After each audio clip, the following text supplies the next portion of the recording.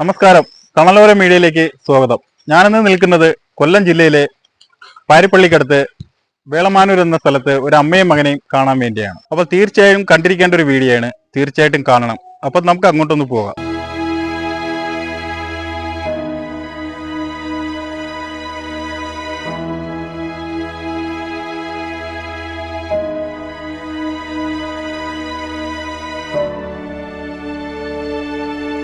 ഇതാണ് ഇവരുടെ അവസ്ഥ. ഈ വീട് നിങ്ങൾ കാണുന്നുണ്ടല്ലോ. ഒരു മഴ പെയ്താൽ പോലും ഇതിൻ്റെ അകത്ത് ഫുള്ളും വെള്ളം ഇറങ്ങുകയാണ്.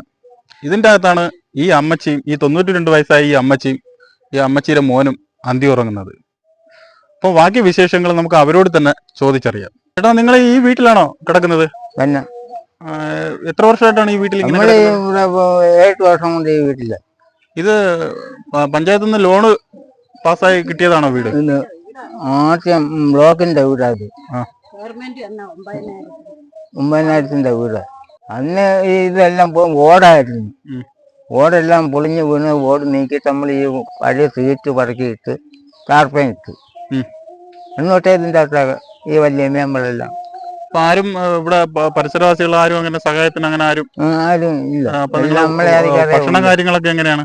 ഭക്ഷണം കാര്യങ്ങളൊക്കെ നമ്മള് വില ഇല്ലണ്ട് വരും, ഇവർക്കും കൊടുക്കും, ഒരു നമ്മളും കുടിക്കും.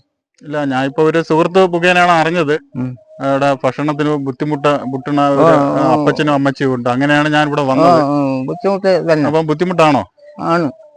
അപ്പം നിങ്ങളെ ഒരു എന്റെ ഒരു സഹായം നമ്മളെ പെങ്ങളും നമ്മളെല്ലാം പോയി കൊണ്ടുവന്ന് ഒരു കൂടെ കൊടുത്ത് കഴിയുന്നു. ഇപ്പോൾ നിങ്ങളുടെ ആവശ്യം എന്താണ്? നിങ്ങളുടെ അവസ്ഥയും കാര്യങ്ങളും ഒന്ന് പ്രേക്ഷകരെ ഒന്ന് അറിയിച്ചാൽ കൊള്ളായിരുന്നു. നമുക്ക് ആഹാരം വേണം. ആഹാരത്തിന് ഒരു വഴിയും ഇല്ല. ആഹാരം ഇപ്പം കഴിക്കുന്നില്ല? കഴിക്കാൻ ഒന്നും ഇല്ലാത്തതുകൊണ്ട് കഴിക്കുന്നില്ല. അപ്പം ഇവിടെയുള്ള അയൽവാസികളൊന്നും അങ്ങനെ ഒരു ചെറിയ സഹായം പോകത്തുമില്ല. അപ്പൊ ഇന്ന് എന്തോന്നാണ് കഴിച്ചത്? ഇന്ന് നമ്മള് കാലത്ത് കഞ്ഞി കുടിച്ചു. കഞ്ഞിയാണോ ഡെയിലി കുടിക്കുന്നത്? കഞ്ഞി. വേറെ കൂട്ടാൻ വയ്ക്കാൻ ഒന്നും ഇല്ല. ജോലിക്ക് പോകുന്നുണ്ടോ? ജോലിക്ക് പോകുന്നില്ല. ബജറ്റുണ്ട്, പോകുന്നില്ല. സുഖമില്ലാത്തതാണ്? സുഖമില്ലാത്ത. അപ്പൊ എങ്ങനെയാണ് ഈ ചെലവും കാര്യങ്ങളൊക്കെ? ചില പിന്നെ നമ്മൾ ഇതുപോലെ വീട്ടാൻ തോറും ഒക്കെ ഇറങ്ങി പോകും. ആരെങ്കിലും ഒക്കെ വല്ലതും തരും ചായ കുടിക്കാനൊക്കെ. അത് കൊണ്ടുവന്ന് വീട്ടിലെ കാര്യങ്ങൾ നോക്കും, ചായ കുടിയൊക്കെ നടക്കും. എവിടെയെങ്കിലും ചെല്ലുകൂടിയും കിടക്കും. കാല് സുഖമില്ലാത്ത ഒരാളാണ് അവിടെ. അതുകൊണ്ട് ഒരു വഴിക്കും വാക്കില്ല. നമ്മൾ പിന്നെ ഇങ്ങനെ അങ്ങ് ജീവിച്ച് പോകണമെന്നുള്ളതേ ഉള്ളൂ. ഞാൻ 9 മാസം ആശുപത്രിയിൽ കിടന്നു. പിന്നെ 4 മാസം ചിറയൻകരി കിടന്നു. അതിന് വന്നാണ് പിന്നെ ഇവരെ നോക്കിയത്. നോക്കാൻ ആളില്ലായിരുന്നു. പിന്നെ ഞാൻ വന്നാണ് പിന്നെ ഇവളാണ് നോക്കിയത്. ഇത് അമ്മച്ചിയുടെ മോളാണോ? മോള്.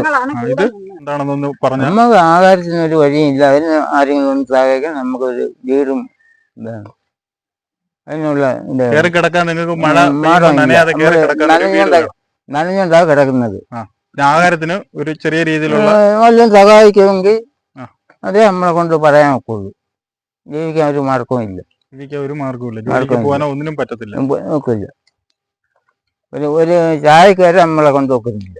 വിൽക്കണ്ടേ ആഹാരത്തിന്?